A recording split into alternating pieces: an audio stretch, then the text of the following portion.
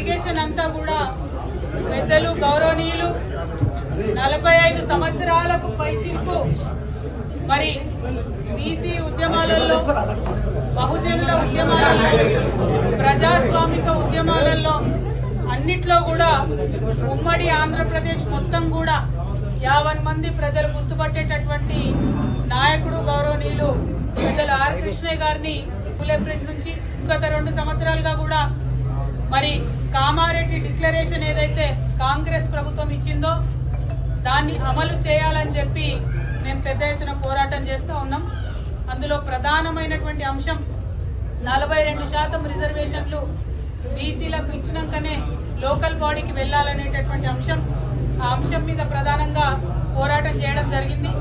దాని ఫలితంగా అసెంబ్లీలో 2 బిల్లులు కూడా పెట్టి మరి పాస్ చేయడం జరిగింది.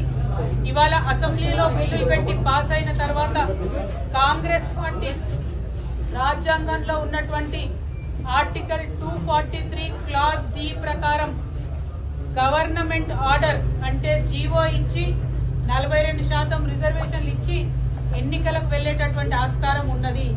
కానీ ఇక్కడ ఉండేటటువంటి కాంగ్రెస్ ప్రభుత్వం తమ యొక్క బీసీల ప్రేమను కేవలం మాటల వరకే పరిమితం చేస్తూ చేతలలో చూపించకుండా, అవకాశం ఉండి కూడా మరి రిజర్వేషన్ కల్పించకుండా నెపం మొత్తం మేము బిల్లు పాస్ చేసినాం, రాష్ట్రపతి గారి దగ్గరికి పంపించినామని చెప్పి నెపమంతా కూడా రాష్ట్రపతి గారి మీద తోసేసి బీసీలకు రిజర్వేషన్ ఇవ్వకుండా ఎన్నికలకు వెళ్లేటటువంటి ప్రణాళిక రచించడం చాలా శోచనీయం.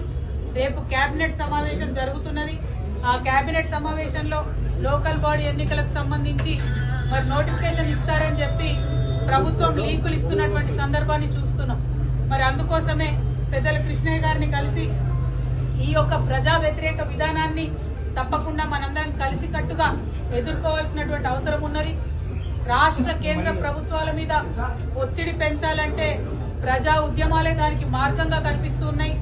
మరి రేల్ రోకో అనేటటువంటి నినాదంతోని ఔరేక్ దక్కా బీసీ బిల్ పక్కా, దానికోసమే రైల్ రోకో చేయాలనేటటువంటి ఒక మార్గాన్ని ఎన్నుకొని పెద్దలు ఆర్ కృష్ణయ్య గారి మద్దతు కోరడానికి తెలంగాణ జాగృతి తరఫున నేను, యునైటెడ్ పూలేప్రింట్ తరఫున కన్వీనర్ శివశంకర్ గారు మరి మొత్తం అన్ని డెలిగేషన్ గా కూడా అందరం కూడా వారి దగ్గరికి రావడం జరిగింది.